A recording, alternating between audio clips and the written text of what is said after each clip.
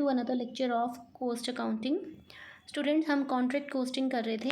उसका एक टॉपिक जो मैंने एस्केलेशन क्लोज कराया था, आई होप आपने कर लिया होगा। उसके बाद ये हमारा कॉन्ट्रैक्ट कोस्टिंग का लास्ट टॉपिक बचता है, job costing versus batch costing. बच्चे, ये एक इम्पॉर्टेंट टॉपिक है, प्लीज़ आप इसको ध्यान से कीजिएगा। बहुत ईजी है लेकिन इम्पॉर्टेंट है। हमने कॉन्ट्रैक्ट कोस्टिंग किया था। कॉन्ट्रैक्ट कोस्टिंग जैसे कस्टमर की रिक्वायरमेंट्स के अकॉर्डिंग हम किसी स्पेसिफिक ऑर्डर को कंप्लीट करने के लिए एक एग्रीमेंट करते थे, जिसको हमने कॉन्ट्रैक्ट बोला। इसमें दो पार्टीज थी, कॉन्ट्रैक्टर और कॉन्ट्रैक्टी। तो अब हम जॉब कोस्टिंग और बैच कोस्टिंग की भी बात करेंगे। ये दोनों टाइप की कोस्टिंग भी स्पेसिफिक ऑर्डर से रिलेटेड ही होती है, लेकिन जॉब कोस्टिंग, कॉन्ट्रैक्ट कोस्टिंग और बैच कोस्टिंग में एक डिफरेंस आएगा। जैसे हमने जो कॉन्ट्रैक्ट्स किए हैं, वो कॉन्ट्रैक्ट्स में हमने कहा कि कोई कॉन्ट्रैक्ट एक पर्टिकुलर फाइनेंशियल ईयर में भी कंप्लीट हो सकता है या फिर एक से ज़्यादा फाइनेंशियल ईयर्स में भी कंप्लीट हो सकता है। लेकिन जॉब कोस्टिंग एक साल में एक से ज़्यादा बार हो सकती है, यानी कि एक ही फाइनेंशियल ईयर में एक से ज़्यादा बार आप जॉब वाले ऑर्डर ले सकते हो और उसके लिए जॉब कोस्टिंग कर सकते हो। उसके लिए हमने कॉन्ट्रैक्ट अकाउंट बनाया था, इसके लिए हम कोस्ट शीट बनाते हैं। दूसरी बात आएगी बैच कोस्टिंग की। बैच कोस्टिंग भी एक स्पेसिफिक टाइप की गुड्स को प्रोड्यूस करने के लिए एक बैच बनाते हो, यानी कि जैसे ही वो स्पेसिफिक ऑर्डर कंप्लीट हो जाता है, आप कोई दूसरा ऑर्डर ले लेते हो। जैसे आप कहेंगे बुक्स का, जैसे आप लोग स्टूडेंट्स ही हैं, आप लोग मान लीजिए आप बीकॉम थर्ड के स्टूडेंट हैं, तो हम कहेंगे बीकॉम थर्ड ईयर का बैच। क्या कहेंगे? थर्ड ईयर का बैच। यानी कि आप मान लीजिए एक साल में हम एक ही बैच कंप्लीट करा रहे हैं।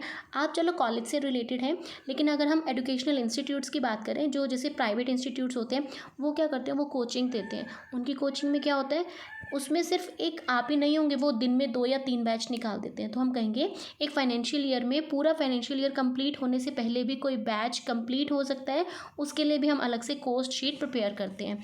अब हम करेंगे जॉब कोस्टिंग और बैच कोस्टिंग को डिटेल में, जिसमें हमारे पास अब देखिए डिटेल आती है। जॉब कोस्टिंग एक ऐसा मेथड है कोस्टिंग का जो कि नॉन स्टैंडर्ड जॉब्स की कोस्ट को फाइंड आउट करता है। ठीक है, नॉन स्टैंडर्ड जॉब्स और कस्टमर के स्पेसिफिकेशंस के अकॉर्डिंग। दूसरा, कोस्ट यूनिट्स को, यानी कि हर यूनिट की कोस्ट को आप सेपरेट तरीके से आइडेंटिफाई कर सकते हो और उसकी कोस्ट भी अलग अलग लिख सकते हो। थर्ड पॉइंट, जॉब कोस्टिंग को दूसरे नाम से हम भी जानते हैं, दूसरा नाम है production order costing, specific order या फिर जॉब ऑर्डर कोस्टिंग भी हम जॉब कोस्टिंग को कह सकते हैं। अब बात आती है एप्लीकेबिलिटी की, कि कहाँ पे एप्लीकेबल है जॉब कोस्टिंग। ये जॉब प्रिंटर्स, इंजीनियर वर्क में, फर्नीचर मेकर्स के लिए, बिल्डर्स के लिए, कॉन्ट्रैक्टर्स के लिए या रिपेयरिंग के लिए, ये सब छोटे छोटे कामों के लिए हम जॉब कोस्टिंग टर्म का यूज़ करते हैं। कॉन्ट्रैक्ट कोस्टिंग का ही एक पार्ट है जॉब कोस्टिंग। कॉन्ट्रैक्ट्स जो कि एक लार्ज अमाउंट का, एक हैवी अमाउंट का होता है, एक से ज़्यादा फाइनेंशियल ईयर के लिए हो सकता है। अगर एक ही फाइनेंशियल ईयर में कंप्लीट है तो कोई कॉन्ट्रैक्टर अपने काम को कंप्लीट करने के लिए, हमने पढ़ा था, सब कॉन्ट्रैक्टर को भी हायर कर सकता है। वो सब कॉन्ट्रैक्टर आगे अगर फर्दर उस काम को अलॉट कर देता है तो उसको हम जॉब कोस्टिंग के फॉर्म में भी पढ़ सकते हैं। अब हम कहेंगे फीचर्स क्या हैं जॉब कोस्टिंग के। पहला feature, in job costing production is generally made, किस तरीके से बनाई जाती है, कस्टमर के स्पेसिफिक ऑर्डर के अकॉर्डिंग, ना कि स्टॉक के अकॉर्डिंग। दूसरा, हर जॉब के लिए स्पेसिफिक ट्रीटमेंट चाहिए, यानी कि जैसे ही एक जॉब कंप्लीट हो जाता है तो आप उसी तरीके से बाकी काम नहीं करेंगे, आपका तरीका चेंज हो जाएगा। थर्ड, ये एक short term production based system है। एक ही साल में सेवरल टाइम्स, बहुत ज़्यादा बार आप यूज़ कर सकते हो। कॉन्टीन्यूस प्रोडक्शन सिस्टम नहीं है, एक जॉब जैसे ही कंप्लीट हो जाता है आप वहाँ पे उसको बंद करके, उसको स्टॉप करके दूसरी जॉब स्टार्ट कर लेते हो, यानी उसी काम को आप कंटिन्यूसली नहीं करते हो। नेक्स्ट है, हर जॉब के लिए हम सेपरेट कॉस्ट शीट प्रिपेयर करते हैं। Last is final cost of production को हम कैलकुलेट करते हैं, कैसे, जॉब के कंप्लीट होने के बाद। अभी हमने कॉन्ट्रैक्ट में पढ़ा था कि कॉन्ट्रैक्ट अगर कंप्लीट नहीं भी होता एक फाइनेंशियल ईयर में तो भी हम उसके प्रॉफिट्स को फाइंड आउट कर सकते थे, जो कि मैंने आपको वर्क सर्टिफाइड और अनसर्टिफाइड के बेसिस पे बताया था, कितना P&L में ट्रांसफ़र करना है और कितना हमने रिजर्व प्रॉफिट के फॉर्म में ट्रांसफ़र करना है। तो यहाँ पे जॉब कोस्टिंग में, कॉन्ट्रैक्ट में क्या था, कंप्लीट हो या ना हो आप प्रॉफिट या लॉस की कैलकुलेशन कर सकते थे, बट जॉब कोस्टिंग में क्या है, जैसे ही आपका जॉब कंप्लीट हो जाता है उसके बाद ही आप फाइनल कॉस्ट का पता लगा सकते हो और उसके बाद ही आप उससे होने वाले प्रॉफिट का पता लगा सकते हो। ऑब्जेक्टिव्स क्या है जॉब कोस्टिंग के, उद्देश्य क्या है, क्यों हम यूज़ करते हैं। पहला, हर ऑर्डर की कॉस्ट ऑफ प्रोडक्शन को फाइंड आउट करने के लिए और हर इंडिविजुअल जॉब से होने वाले प्रॉफिट या लॉस को फाइंड आउट करने के लिए हम जॉब कॉस्टिंग यूज़ करते हैं। सेकंड, प्रॉफिटेबल और अनप्रॉफिटेबल जॉब्स को आइडेंटिफाई करने के लिए जॉब कॉस्टिंग यूज़ किया जाता है। Third, job costing similar jobs जो कि आपने फ्यूचर में करनी है उनके लिए एक बेस प्रोवाइड करता है, यानी कि जो काम आप पास्ट में कंप्लीट कर चुके हो, आपने उस काम को कैसे किया था, उसके लिए कॉस्ट शीट प्रिपेयर किया था आपने, तो आप उसको बेस बना के फ्यूचर में भी अगर आपको और कोई जॉब करनी है तो उसको आप बेस बना सकते हो। नेक्स्ट इज़ कॉस्ट को कंट्रोल करने में आपकी हेल्प करता है, जैसे आपकी एक्चुअल कॉस्ट कितनी आई हैं, जो जॉब को करते समय आपकी कॉस्ट आई है, और दूसरा आपने एस्टिमेट कितना लगाया था स्टार्टिंग में, जो कि आपने कस्टमर की रिक्वायरमेंट पूरी करने के लिए उसको जब एक लमसम आपने एस्टिमेशन दिया था कि इतनी लागत आ सकती है और आपकी एक्चुअल कितनी आई है। तो इस तरीके से हम जॉब कॉस्टिंग को हम कॉस्ट को कंट्रोल करने के लिए भी यूज़ कर सकते हैं। ठीक है बच्चे, ये हमने किए कुछ ऑब्जेक्टिव्स। अब बात आती है एडवांटेजेस क्या हैं जॉब कॉस्टिंग के, फ़ायदे क्या हैं। पहला, किसी पर्टिकुलर डिपार्टमेंट के, उसके फंक्शंस की, उसके एक्सपेंसेस की हमें डिटेल नॉलेज मिल जाती है, डिटेल एनालिसिस हो जाता है। सेकंड, कॉस्ट कंट्रोल हम इससे कर सकते हैं, यानी कि स्टैंडर्ड कॉस्ट, एस्टिमेटेड कॉस्ट और एक्चुअल कॉस्ट को हम कंपेयर कर सकते हैं। बजटरी कंट्रोल के लिए भी हमारे बेनिफिट्स हो जाते हैं इससे, क्योंकि उसमें भी हम एक्चुअल और स्टैंडर्ड्स को ही मेजर करते थे। एक स्पेसिफिक टाइम पीरियड के लिए स्पेसिफिक काम को पूरा करने के लिए आपकी कितनी लागतें आई हैं उनको कैसे कंट्रोल किया जा सकता है। उसके बाद प्रॉफिटेबिलिटी को भी फाइंड आउट करने के लिए और उसे कंपेयर करने के लिए जॉब कॉस्टिंग मैनेजमेंट की हेल्प करता है। प्रॉफिटेबल को एक्सेप्ट कर लिया जाता है, या ज़्यादा मोर प्रॉफिटेबल जॉब्स को एक्सेप्ट करके लेस प्रॉफिटेबल या लॉस इनकरिंग वाली जॉब्स को रिजेक्ट कर दिया जाएगा या इग्नोर किया जाएगा। नेक्स्ट इज़ प्रोडक्शन प्लानिंग में हेल्प करता है। उसके बाद है जॉब कॉस्टिंग किसके लिए हेल्पफुल है, कोटेशंस देने के लिए। कौन सी कोटेशन, जो कॉस्ट प्लस कॉन्ट्रैक्ट्स की हैं। अब कॉस्ट प्लस कॉन्ट्रैक्ट कौन से थे, जिसमें हमने किसी कॉन्ट्रैक्ट को पूरा करने की लागत प्लस कॉन्ट्रैक्टर का कुछ परसेंटेज, हमने प्रॉफिट वाला परसेंटेज ऐड करके हम उसको प्राइस बताते थे। उसके बाद है स्पॉइलेज या डिफेक्टिव वर्क को भी हम इजीली फाइंड आउट कर सकते हैं, क्योंकि जॉब कॉस्टिंग में तो हर आइटम को हम इंडिविजुअली लिख रहे हैं, हर जॉब के लिए इंडिविजुअल कॉस्ट शीट बना रहे हैं। जब आप स्पॉइलेज या डिफेक्टिव वर्क को फाइंड आउट कर सकते हो हर जॉब के लिए, तो आप रिस्पॉन्सिबिलिटीज़ भी फिक्स कर सकते हो। इसके बेसिस पे हर डिपार्टमेंट के, हर इंडिविजुअल की आप रिस्पॉन्सिबिलिटी फिक्स कर सकते हो। लिमिटेशंस क्या है जॉब की, फर्स्ट एक तो ये हिस्टोरिकल है, यानी कि जैसे ट्रेडिशनल टाइम में कॉस्टिंग करते थे वैसे ही है। क्यों, क्योंकि इसमें जो आपकी टोटल कॉस्ट है वो आपके कंप्लीशन के बाद ही पता चलती है। आप पहले से ही जो एस्टिमेट लगाते हो आपका कभी भी एक्यूरेट नहीं होता। सेकेंड पॉइंट जो कि इस नोट्स में फर्स्ट पॉइंट है, एक्सपेंसिव है, क्योंकि हर काम को आपको इंडिविजुअली लिखना है, हर जॉब के लिए इंडिविजुअल आप कॉस्ट शीट बनाएंगे तो आपका क्लैरिकल काम ज़्यादा हो जाता है, जिसकी वजह से आपकी लागत भी बढ़ जाती है। तीसरा, ड्यूरिंग द जॉब आपके अगर प्राइसेस चेंज हो जाते हैं तो यहाँ पे फिर हमारे लिए कंपैरिजन करना डिफ़िकल्ट हो जाता है। लिखा हुआ है if there are changes in prices, अगर प्राइस में बदलाव हो जाते हैं it becomes difficult to compare the cost of a job of one period with another period. यानी कि मान लीजिए क्वार्टर बेसिस पे अगर हम बात करें, एक क्वार्टर में लागत कुछ और थी, दूसरे क्वार्टर में अगर मान लीजिए मटेरियल के प्राइसेस इंक्रीज़ हो जाते हैं, तो इस केस में क्या, अब आपने कहा कि हमने पहले वाले क्वार्टर में किया था तो लागत इतनी आई थी, अब लागत इतनी आई है, तो जॉब पोस्टिंग का ये डिसएडवांटेज है, क्योंकि यहाँ पे कोई एस्केलेशन क्लोज नहीं होता। ये बेनिफिट हमें कॉन्ट्रैक्ट में है, क्योंकि कॉन्ट्रैक्ट कोस्टिंग में हम एस्केलेशन क्लोज को इंक्लूड कर सकते हैं, और अगर एस्केलेशन क्लोज इंक्लूड किया है तो हम बढ़ी हुई कीमतों के अकॉर्डिंग अपने प्राइसेस को भी चेंज कर सकते हैं। ठीक है बच्चे, ये हो गया हमारा जॉब कोस्टिंग। अब जॉब कोस्टिंग का एक एक्सटेंडेड वर्जन हमारे पास आता है, यानी कि एक बड़ा हुआ रूप बैच कोस्टिंग के फॉर्म में। इसको हम फैक्ट्री जॉब कोस्टिंग भी कहते हैं।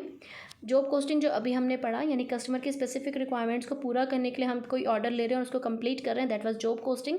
उसका थोड़ा सा advanced version batch costing. Batch costing कहाँ अप्लाई होता है, जहाँ पे आपका प्रोडक्शन वर्क बैचेज में होता है, आप कहते हैं क्लस्टर्स के फॉर्म में होता है। Cost of each batch is calculated separately, यानी कि हर बैच की कॉस्ट भी हम अलग अलग करते हैं। जैसे हमने हर जॉब की कॉस्ट को अलग अलग कैलकुलेट किया, इसी तरह से हर बैच की लागत को भी हम अलग अलग कैलकुलेट करेंगे। एक बैच एक यूनिट माना जाता है। आई रिपीट, एक बैच एक यूनिट माना जाएगा। इसमें ग्रुप ऑफ सिमिलर और आइडेंटिकल आइटम्स हो सकते हैं। जैसे मैंने कहा कि मुझे 1000 जीएसटी की बुक्स बनानी है, मुझे 1000 कॉस्ट अकाउंटिंग की बुक्स बनानी है, तो मेरा बैच कितना हुआ, 1000 का हुआ, और इसमें आइडेंटिकल सारी बुक्स एक जैसी होंगी, विच मेंटेन्स देयर आइडेंटिटी पूरे ड्यूरिंग द प्रोसेस, यानी कि वो बुक्स उनका बाहर वाला पेज, अंदर का मटेरियल बिल्कुल सेम होगा पूरी 1000 यूनिट्स का। थर्ड पॉइंट देखिए, बैच का मतलब ये नहीं है कि आप कोई एक सिंगल प्रोडक्ट बना रहे हो, आप सिंगल प्रोडक्ट नहीं बना रहे हो, but to produce some specific quantity of similar product, यानी कि किसी प्रोडक्ट की एक जैसी कुछ क्वांटिटीज़ को बनाना एक ही टाइम पे। जैसे अभी मैंने आपको 1000 बुक्स का एग्जांपल दिया, उसके बाद स्पेसिफिक नंबर और code is given to each batch, यानी कि हर बैच को एक अलग अलग कोड दे दिया जाता है। इसको बच्चे आप बहुत ईजिली समझ सकते हैं। जैसे हम किसी इंस्टीट्यूट्स में जाते हैं, कोचिंग इंस्टीट्यूट्स होते हैं, तो वो हर बैच को ना एक कोड दे देते हैं। लाइक मुझे ज़्यादा नहीं पता बच्चे इसके बारे में, बट इतना ज़रूर कह सकती हूँ, लाइक मान लीजिए आप किसी इंस्टीट्यूट में जा रहे हो और आप मान लीजिए आप बीकॉम के हैं, तो आपको जो कोड दिया जाएगा, मान लीजिए आप मॉर्निंग वाला बैच अटेंड करना चाहते हैं, मान लीजिए आप 11 to 1 वाला करना चाहते हैं, तो आपको मान लीजिए टाइम दिया बीकॉम के लिए, मान लीजिए दे दिया COME 11, मान लीजिए ये कोड दे दिया। इसका मतलब आप बीकॉम के स्टूडेंट हैं, मॉर्निंग वाला सेक्शन या इवनिंग वाला सेशन, और उसमें आपको 11 से 1 वाला टाइम, इस तरह से, यानी कि अलग अलग कोड प्रोवाइड कर दिया जाएगा, एक स्पेसिफिक नंबर, ताकि उसकी इजीली आइडेंटिफिकेशन हो सके और उसके बेसिस पे हम उसकी लागतों का पता लगा सकें। बैच कोस्टिंग में क्या होता है, कॉस्ट पर यूनिट कैसे निकलेगी, total cost divide by units produced. कहाँ पे एप्लीकेबल है, आपने कोई ड्रग्स बनानी है, मेडिसिन बनानी है, कोई गारमेंट्स बनाने हैं, नट्स बनाने, बोल्ट्स बनाने, TV, watches etcetera. Batch costing में क्या होता है, नेक्स्ट पॉइंट है, in batch costing items are manufactured, किस लिए बनाते हैं, स्टॉक करने के लिए। जॉब में हम स्टॉक करने के लिए नहीं बनाते हैं, बैच में हम स्टॉक करने के लिए बनाते हैं, कॉन्ट्रैक्ट में भी हम स्टॉक के लिए नहीं बनाते। And these items are sold, कब बेचते हैं, जब भी इनकी रिक्वायरमेंट होती है, जब भी ऑर्डर आता है हम इनको बेच देते हैं।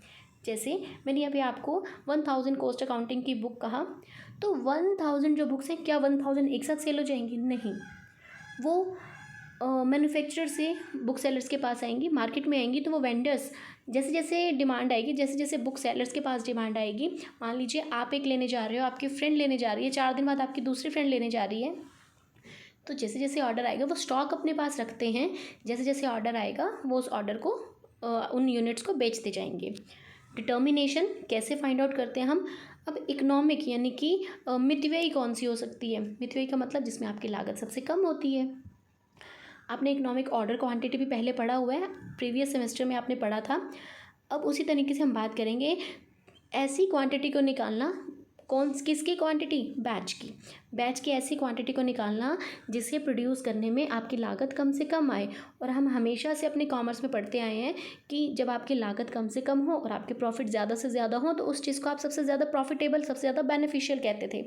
उसको निकालना कैसे है, यहाँ पे देखिए, in batch costing it is important to determine the economic size of the quantity. आपको साइज़ निकालना कि कितने पे आपकी लॉसेस, आपकी कॉस्ट कम आएगी और प्रॉफिट ज़्यादा होंगे। सेकेंड मैंने लिखा है ऑप्टिमम क्वांटिटी, इष्टतम मात्रा का आपको पता लगाना है। कैसे निकालेंगे, जिसमें आप सेटिंग कॉस्ट और कैरिंग कॉस्ट आपकी मिनिमम हो। इस क्वांटिटी को हम इकोनॉमिक लॉट साइज़ या इकोनॉमिक बैच क्वांटिटी भी कहते हैं। यहाँ पे देखिए फॉर्मूला लगाया है मैंने, इकोनॉमिक बैच साइज़ आप कैसे निकाल सकते हो, अंडर रूट करना है, अंदर क्या 2, ये आपका फॉर्मूला है, आर मैंने क्या लिया है, एनुअल प्रोडक्शन, कितनी मुझे प्रोडक्शन करनी है, multiply by cost of setting या सेटअप कॉस्ट, डिवाइड बाय उस बैच की कैरिंग कॉस्ट। एग्जाम्पल देखिए, ए लिमिटेड ने सप्लाई करनी है 24,000 नट्स की, तो यानी कि आपने 24,000 नट्स बनाने हैं, एक पूरा बैच बनाना है 24,000 का, तो प्रोडक्शन 24,000 के बाद आप रोक देंगे। पर एनम, यानी कि अगर मैं डिवाइड बाय 12 करूँ तो पर मंथ आ जाएगा, ठीक है। अब मैं कहूँ 2,000 हर महीने मुझे बनानी है, 24,000 पूरे साल में मुझे नट्स बनाने हैं, किसको सप्लाई करनी है, बी लिमिटेड को। कॉस्ट है 10 पैसे as inventory holding cost, holding यानी कि कैरी करने की कॉस्ट, कैरी करने की लागत 10 पैसे पर नट, एक नट की, ठीक है, पर मंथ है भाई। हम यहाँ पे एनएम की बात कर रहे हैं, जब एनएम की बात कर रहे हैं तो सीधा सीधा पहले तो मल्टीप्लाई कर दो, 10 × 12 करेंगे तो क्या आ जाएगा 120 पर नट, एक नट की। आगे है सेटअप कॉस्ट दे रखी है, एक नट की 900 रुपये, ठीक है, सेटअप कॉस्ट भी है, कैरिंग कॉस्ट भी है, प्रोडक्शन भी है, बस फॉर्मूला में पुट कर दीजिए। इकोनॉमिक बैच क्वांटिटी कैसे है, बैच साइज कैसे है, अंडर रूट 2 मल्टीप्लाई बाय 24,000 जो आपका प्रोडक्शन है, मल्टीप्लाई बाय सेटअप कोस्ट जो कितनी है आपके पास 900 divide by carrying cost that is 120, तो आपके पास आ गया 600 यूनिट। सेकंड में देखिए डिमांड है 1000 की, carrying coast 20 per annum, setting की कोस्ट 16, तो हमने फॉर्मूला लगाया 2 multiply by 1000 multiply by 16 divide by 20 carrying cost. इस तरह से आपका 40 यूनिट आ गया। ये मॉडल कहाँ पे एप्लीकेबल है, कहाँ पे काम करता है, जहाँ पे आपकी डिमांड आपको दी हो, सेटअप कोस्ट दी हो, कैरिंग कोस्ट दी हो, ये सब आपकी गिवन तो हों, लेकिन जब तक ये, जैसे हमने यहाँ पे कहा 24,000 बनानी है, यहाँ पे हमने कहा 1000 बनानी है, जब तक आपने प्रोडक्शन करना है तब तक सेटअप कोस्ट, कैरिंग कोस्ट और डिमांड ये सब सेम रहनी चाहिए, इनमें कोई भी चेंजेस नहीं होने चाहिए। अगर आपके चेंजेस हो जाते हैं तो आपने ये जो इकोनॉमिक क्वांटिटी निकाली है ये आपकी काम नहीं करेगी, आपके लिए तब सूटेबल नहीं होगी। स्टूडेंट्स, ये हमने किया बैच कोस्टिंग और इससे पहले हमने जॉब कोस्टिंग किया। आई होप ये दोनों टॉपिक्स आपको बड़े अच्छे से समझ में आ गए होंगे। बच्चे ये इंपॉर्टेंट हैं दोनों, प्लीज़ आप इनको ध्यान से सुनिएगा, ध्यान से इनको पढ़िए, शॉर्ट नोट की फॉर्म में ये आ